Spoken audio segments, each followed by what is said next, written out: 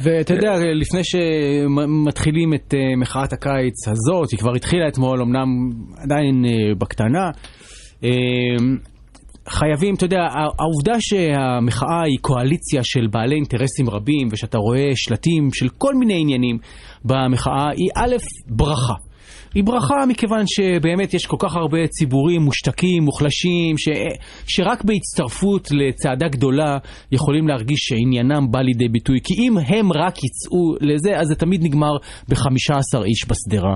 וזה תמיד מעורר גיחוך גם לנושאים מאוד מאוד חשובים. אני זוכר למשל שהגברים שלא נותנים להם לראות את ילדיהם, סליחה שאני חוזר שוב לנושא הזה, הפגינו מול בית המשפט בתל אביב, היו שם אולי 15 איש עם שלטים, וזה תמיד נראה החבר'ה האלה מהזכויות לגבר, אתה יודע, שפעם רצו לבחירות.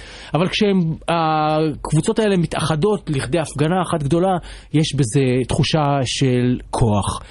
ומצד שני, אם לא תהיה למחאה הקיץ, אם היא אכן תפרוץ, מטרה אחת או שתיים ברורות, אלא השאלה האם היא הצליחה או לא תישאר לנצח, כמו מי ניצח במלחמה שלנו מול אויבינו הערבים, שכל אחד יכול לפרש את זה לאיפה שהוא רוצה, אז זה יהיה כישלון. חייבים ליצור פרמטר אחד, לשים מטרת גג אחת, כי אחרת גם הממשלה מסוגלת לפרק את זה בקלות רבה מדי. וכמי שאומנות התמצות היא נר לרגליו,